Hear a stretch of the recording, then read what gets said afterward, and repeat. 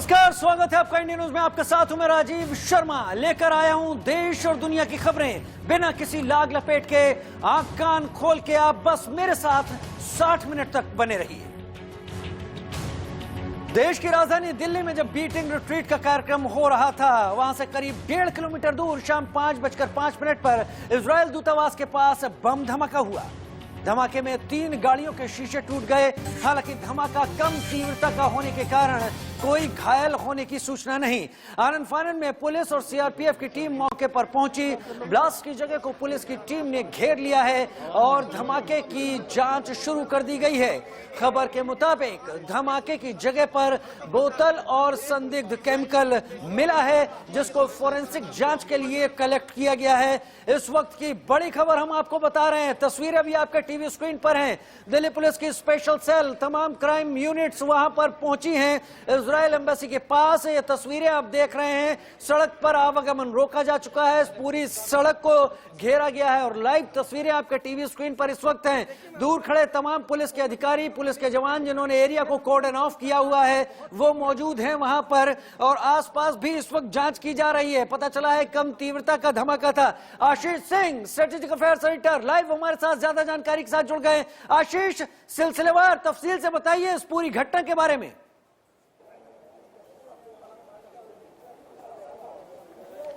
जरूर। और फिलहाल doctor APJ Abdul Kalam road को एक तरह से किले में तब्दील कर दिया गया है। सबसे पहले मैं शुरुआत करूंगा, हमारे दर्शकों को कैमरामैन दिखाएं कि किस तरह से यहां पर पैरामिलिट्री भी डिप्लॉय की है और साथ ही साथ बैरिकेडिंग कर दी गई है। एक साफ संदेश है कि कोई भी अंदर नहीं जा सकता। अब हम थोड़ा सा नजदीक जाते हैं।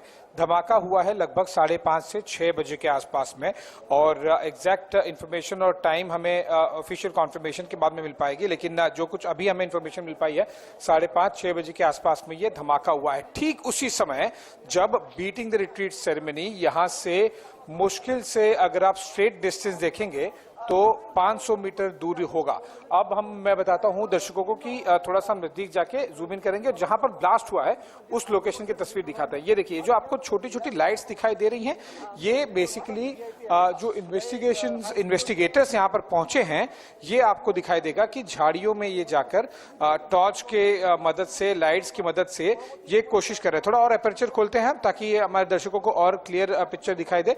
ये देखिए, ये टॉर्च जो आपको दिखाई दे रही है, ये झाड़ियों में जाकर जो रोड के दोनों तरफ हैं वहां से इन्वेस्टिगेटर्स कोशिश कर रहे हैं कि जो रेसिडुअल होता है ब्लास्ट का, यानी कि कुछ सबूत मिल जाएं, वो निकालने की और ढूंढने की कोशिश की जा रही है। इससे कम से कम इन्हें ये तो अंदाजा लग जाएगा कि किस तरह के विस्फोटक का इस्तेमाल हुआ है। हम ठीक लगभग 60 से 70 मीटर दूर ही खड़े हैं और ये दिल्ली पुलिस की स्पेशल टीम है, सेल है। साथ ही साथ जो एफएसएल टीम है, फॉरेंसिक साइंस लेबोरेटरी, वो भी है, एनआईए भी है, एनएसजी की भी टीम है। ये टीम्स अलग अलग तरीके से यहाँ पर एविडेंस जुटा रही हैं। ये देखिए, ये लाइव तस्वीरें दर्शकों तक लेके आ रहे हैं किस तरह से बहुत ही रैपिडली, बहुत ही जल्द से जल्द ज्यादा से ज्यादा सबूत इकट्ठा किए जा रहे हैं। अब हम पैन करते हैं थोड़ा सा लेफ्ट में जूम आउट करके।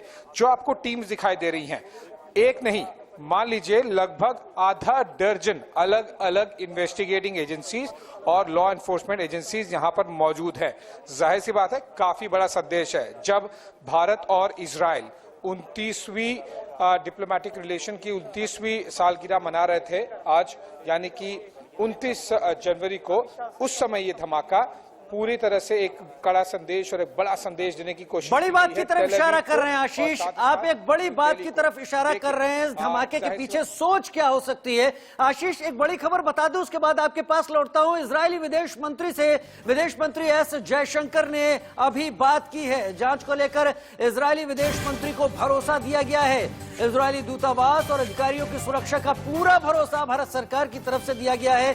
धमाके के आरोपियों को जल्द दबोचने का भरोसा इजराइल के विदेश मंत्री को भारत के विदेश मंत्री एस जयशंकर ने फोन कर बात कर यहां पर दिया है। बड़ी खबर इस वक्त की, धमाका जो हुआ है उसके बाद जाहिर सी बात है एक अलर्ट साउंड किया गया है पूरे देश में, जिसमें तमाम एयरपोर्ट्स, तमाम वीवीआईपी जगहें, तमाम इंस्टॉलेशंस, उनकी सुरक्षा बढ़ा दी गई है। आशीष मेरे साथ एक बार फिर इस वक्त जुड़े हुए हैं, मैं उनके पास एक बार फिर अपने सवाल के साथ जाना चाहूंगा।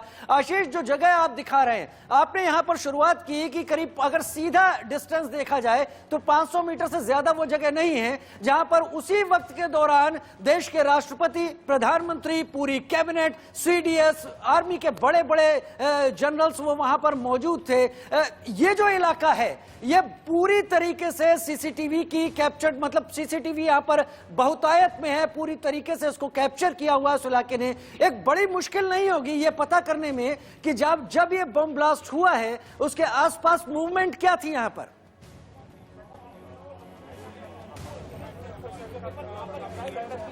देखिए, इसी समय का फायदा उठाया है जिन आतंकवादी संगठनों ने या फिर जिन लोगों ने इन्हें इस बम ब्लास्ट को अंजाम दिया है, इसी समय का फायदा उठा, ठीक बीटिंग द रिट्रीट सेरेमनी। और जैसे कि मैं बोल रहा हूँ, जिसे क्रो फ्लाइज डिस्टेंस कहा जाता है, यानी कि सीधी यहाँ से अगर आप लकीर खींचे बीटिंग द रिट्रीट सेरेमनी जहाँ पर हो रही थी विजय चौक का, 500 मीटर से ज्यादा का दूर नहीं होगी। यहाँ से 7 से 8 मिनट पैदल आप चलेंगे तो आप बीटिंग द रिट्रीट सेरेमनी यानी कि विजय चौक पहुंच जाएंगे। इंडिया का पावर सेंटर, पावर हाउस, वहीं पर सारे के सारे वीआईपी, राष्ट्रपति, प्रधानमंत्री, तीनों सैन्य चीफ, सीडीएस, डिफेंस सेक्रेटरी, सारे के सारे बड़े टॉप मिनिस्टर्स वहां पर मौजूद थे। और उसी समय पर हुआ ब्लास्ट। दो चीजों की तरफ इंडिकेट करता है। पहला, रेकी की गई है, बिना रेकी इस तरह का ब्लास्ट नहीं हो सकता। दूसरा, उस समय का निर्धारण किया गया जब यहां से सिक्योरिटी थोड़ा सा फोकस दूसरी तरफ डाइवर्ट हो जाए, विजय चौक की तरफ। अब जहां तक रही बात, जो आप इस लेन की बात कर रहे हैं, सिक्योरिटी सिचुएशन की बात कर रहे हैं, सीसीटीवी की बात कर रहे हैं, दर्शकों को थोड़ा सा मैं चल के इस एरिया, इस रास्ते पर doctor APJ Abdul Kalam road, जो कि सबसे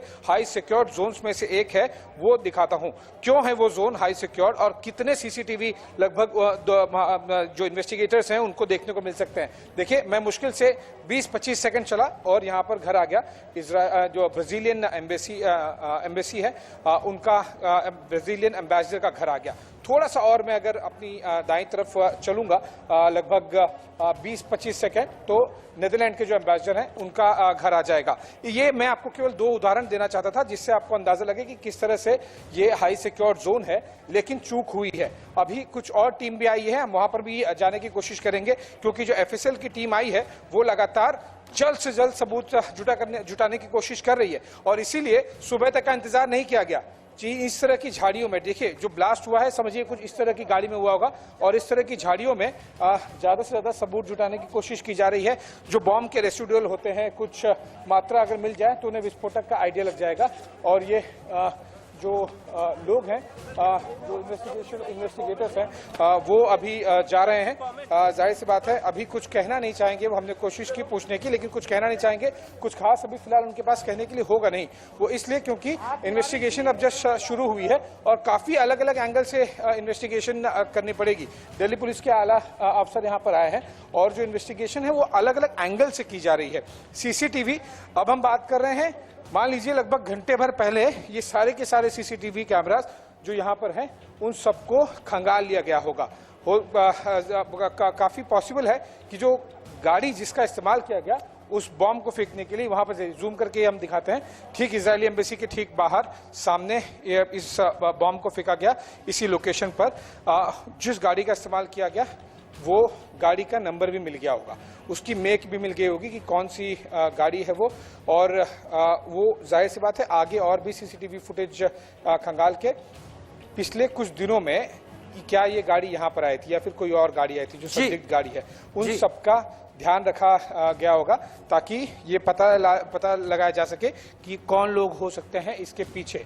आशीष, हम देख पा रहे हैं तमाम जो वहां पर सिक्योरिटी एजेंसीज के लोग हैं वो लाइट्स वहां पर मार रहे हैं, वो वहां पर जांच करने की कोशिश कर रहे हैं। हम तस्वीरें अब अपने दर्शकों को दिखाने जा रहे हैं, सारी डिटेल अब हमारे स्क्रीन पर इस वक्त देख रहे हैं। हम तस्वीरें अपने दर्शकों को दिखा रहे हैं और 4 तस्वीरों से हम शुरुआत करेंगे। ये 4 तस्वीरें भी यहाँ पर बताएंगी कि कब कब क्या क्या कुछ यहाँ पर हुआ है। इजरायली दूतावास के पास धमाका और शुरुआत में तमाम पुलिस एजेंसीज पहुंची, फायर ब्रिगेड की गाड़ियां पहुंची जिनके पास बॉम्ब ब्लास्ट की कॉल पहुंची थी। एनआईए के हाथ में भी ये जांच गई है, कई कारों के शीशे टूटे हैं, वो भी आप तस्वीरों में इस वक्त देख पा रहे हैं, और भारी सुरक्षा बल वहां पर तैनात कर दिया गया है। एक हाई सिक्योरिटी जोन है यहां पर।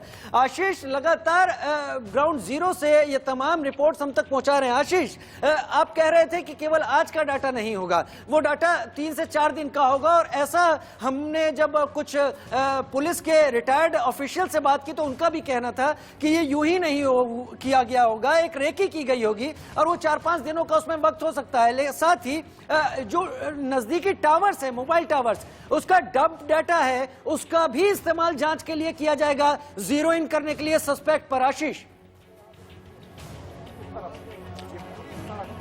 नो डाउट राजीव, इन सारे पहलुओं पर, इसीलिए मैं शुरुआत से कह रहा हूं, न केवल यहाँ पर दिल्ली पुलिस, न केवल यहाँ पर जो एजेंसीज आई हैं, बल्कि कुछ एजेंसी जो नहीं आई हैं, जैसे कि एनटीआरओ है, जो कि कॉल रिकॉर्ड भी इस समय काफ़ी ज़्यादा खंगाल रही होगी, और थ्रेट परसेप्शन को जो पिछले कुछ दिनों में किसी तरह का इनपुट आया था, क्या चाहे वो इसराइल से आया हो या फिर इंडियन एजेंसीज का हो, इन सबको खंगालना पड़ेगा। और ये सब कुछ ऑलरेडी जब हम बात कर रहे हैं, इस पर काम शुरू होगा या फिर काफ़ी हद तक उस काम को पूरा भी कर लिया गया होगा। लेकिन सबसे महत्वपूर्ण बात यह है कि जैसे कि मैंने अभी दर्शकों को बताया, इतना सेंसिटिव जोन कि जाहिर सी बात है काफी बड़ा सिक्योरिटी ब्रीच भी है और सिक्योरिटी लैप्स भी है।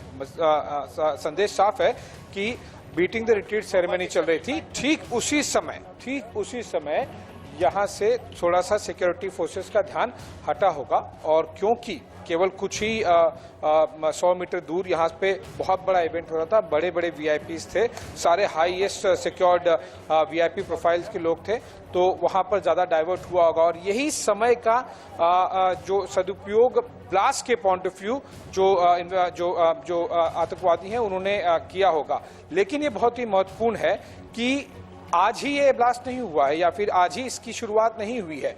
देखिए, इसकी जो शुरुआत हुई होगी, ये कम से कम मैं आपको बता रहा हूं, जब फुल ड्रेस रिहर्सल हुई होगी बीटिंग द रिट्रीट सेरेमनी की, जो कि कल और परसों में हुई है, उस समय पे जरूर आंका गया होगा कि यहाँ पर इस रास्ते पर किस तरह से कितनी सिक्योरिटी है, और अगर इस तरह का ब्लास्ट हो जिसकी आवाज भी कुछ और 100 मीटर तक सुनाई देगी, तो क्या आगे किसी तरह के बैरिकेड्स पे, क्योंकि ये बहुत हाई सेंसिटिव और सिक्योर जोन है, क्या किसी तरह की बैरिकेडिंग से उस तरह की गाड़ियों को रोका जा सकेगा? एक बड़ा सवाल मेरे दिमाग में आ रहा है, एक बड़ा सवाल आ रहा है जो मेरे शायद दर्शक भी इस वक्त सोच रहे हो, और मैं आपकी जानकारी से ही उसे जोड़ने की कोशिश करता हूं। वो ये कि आपने कहा कि यहां पर जब 26 जनवरी थी उसके बाद से ही शायद रेकी की गई होगी, लेकिन यह भी यहां पर खास है कि 29वां साल है भारत और इजराइल के डिप्लोमेटिक टाइज का। शायद भारत और इजराइल का जो संबंध आगे बढ़ रहा है, एक उस पर चोट पहुंचानी थी और उसके साथ साथ इंटरनेशनली एक मैसेज भी देना था। वो ब्लास्ट छोटा हो लेकिन मैसेज बड़ा है और चिंता भी बड़ी है। आशीष,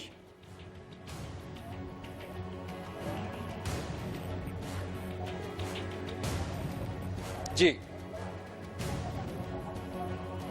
बिल्कुल राजीव, लेकिन देखिए, इस तरह के ब्लास्ट का कोई असर भारत और इजराइल के रिलेशन पर पड़ेगा ऐसा होगा नहीं। कुछ समय पहले ही भारत के विदेश मंत्री डॉक्टर जयशंकर ने, जो इजरायली विदेश मंत्री हैं गाबी अश्केनाजी, उनसे बात की है और उन्हें भरोसा दिलाया है कि पूरी तरह से एम्बेसी सेफ है, जो आपके डिप्लोमेट्स है वो भी सेफ है। इनफैक्ट मैंने खुद अभी जो डेप्यूटी चीफ ऑफ मिशन है इजराइल की, उनसे फोन पर बात की, हम दर्शकों को भी थोड़े समय में वो सुना देंगे। उन्होंने भी ये क्लियर मैसेज दिया है इंडिया न्यूज के जरिए, न्यूज़ के जरिए, कि सारे के सारे डिप्लोमेट्स और जो इंडियन सिविलियन जो वर्कर्स भी हैं जो एम्बेसी में काम कर रहे थे, वो सारे के सारे सेफ हैं, किसी तरह की कोई इंजरी किसी को हुई नहीं है।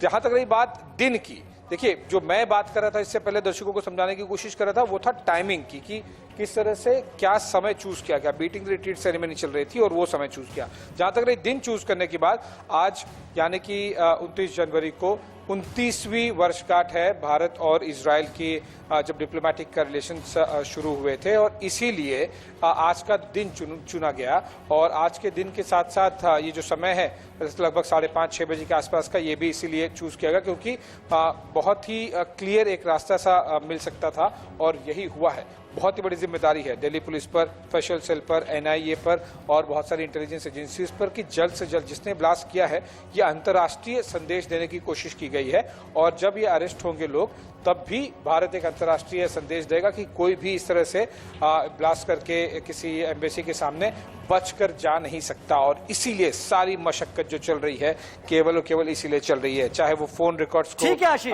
ठीक है, वो तमाम चीजें चल रही हैं। आशीष बने रहिए। दिल्ली के सबसे सुरक्षित माने जाने वाले इलाके में यह धमाका किया गया और तब किया गया जब बीटिंग रिट्रीट सेरेमनी चल रही थी। इजराइल दूतावास का इलाका राष्ट्रपति भवन से बमुश्किल 2 किलोमीटर अगर सड़क के रास्ते दूरी नापी जाए तो है। बीटिंग रिट्रीट कार्यक्रम हो रहा था तो ठीक उसी वक्त जो समय आया है 5:05। जी हाँ, 5:05 पर यह धमाका किया गया। 2 तस्वीरें, एक तरफ बीटिंग रिट्रीट सेरेमनी चल रही है, दूसरी तरफ हाई सिक्योरिटी जोन का इजराइल एम्बेसी के ठीक सामने का इलाका यहां पर चुना गया है। तो ये 2 तस्वीरें यहां पर हैं। आशीष मेरे साथ लगातार रिपोर्ट कर रहे हैं और जो सवाल है मेरे उसके साथ साथ आशीष अपना एनालिसिस भी यहां पर सामने रख रहे हैं। आशीष, जो पुलिस की बात है, यहाँ पर पुलिस जो इन तमाम केसेस की जांच करती है, मैं और आप दोनों ही इस तरह के तमाम केसेस को रिपोर्ट भी कर चुके हैं। ये जो धमाका करने की कोशिश की गई है, क्या ये किसी एक शख्स की कार्रवाई लगती है या इसमें पुलिस को भी ये लग रहा है कि 2 से 3 कम से कम लोग इन्वॉल्व होंगे?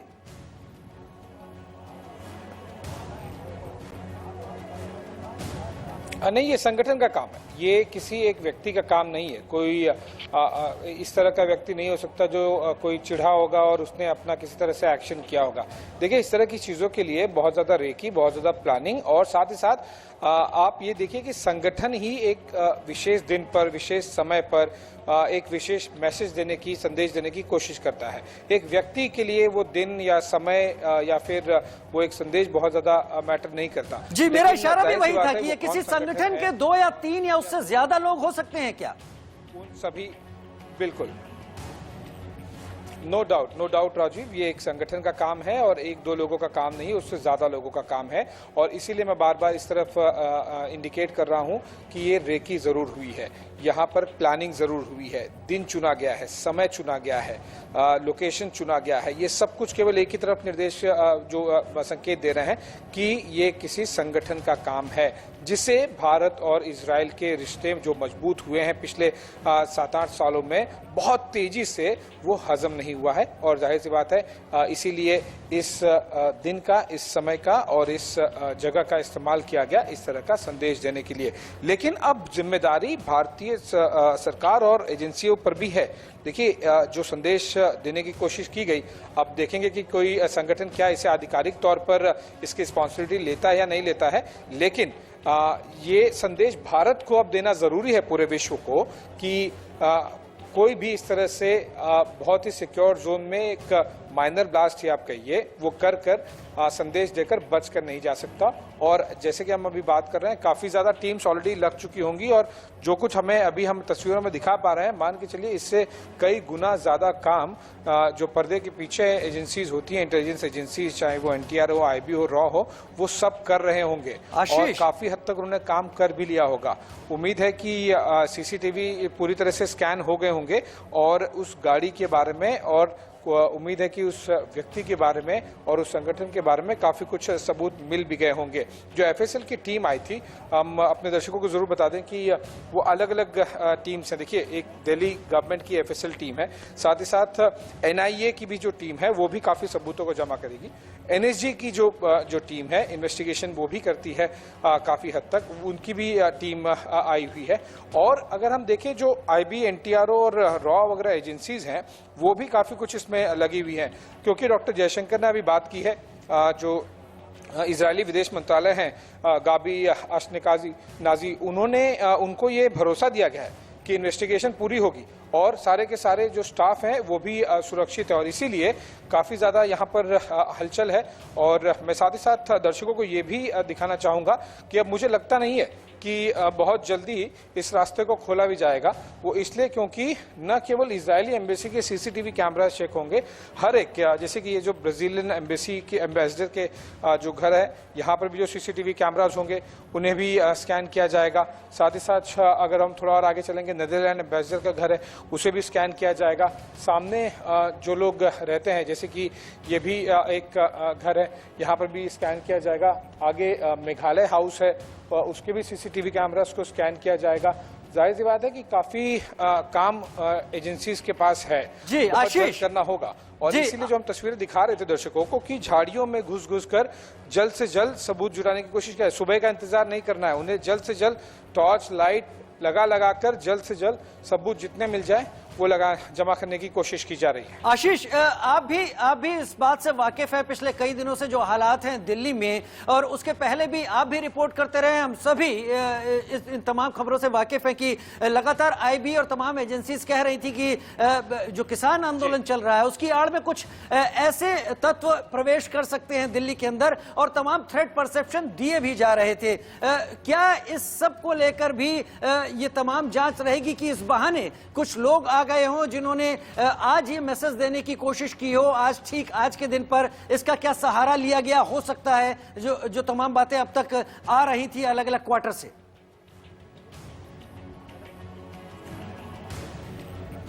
देखिए राजीव, ये कहना और इस कंक्लूजन पर पहुंचना या फिर इसकी तरफ इंडिकेट भी करना थोड़ी जल्दबाजी होगी। वो इसलिए क्योंकि देखिए समय यहां पर चूज किया गया है, लोकेशन चूज किया गया है, और जो दिन है वो चूज किया गया है। इनमें से कुछ भी मुझे दूर दूर से ऐसा नहीं लगता जो कि किसान आंदोलन से जुड़ा हुआ कुछ हो सकता है, क्योंकि 29वीं वर्षगांठ है तो जाहिर सी बात है वो संगठन होगा जिसे इंडिया इजराइल के रिश्ते पसंद नहीं है।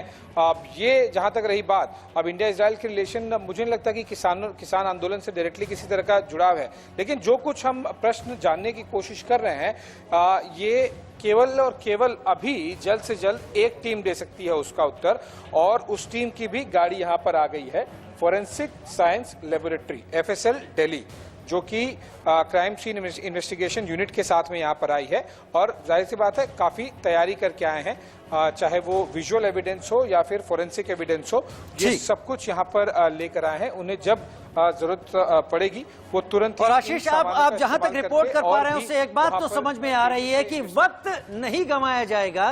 रात में ही उम्मीद हो सकती है कि जीरो इन कर लिया जाए, वो शख्स कौन है, वो व्हीकल क्या यूज किया गया, इस जगह को कितने लोगों ने रेकी किया, और शायद जीरो इन कर चुके होंगे हमारे तमाम सिक्योरिटी एजेंसीज के लोग। बहुत शुक्रिया आशीष, ग्राउंड रिपोर्ट और तमाम जानकारियां देने के लिए। तमाम चीजें इससे क्लियर हो पाई कि आज आखिर ये घटना इजरायल एम्बेसी के सामने क्यों घटी। फिलहाल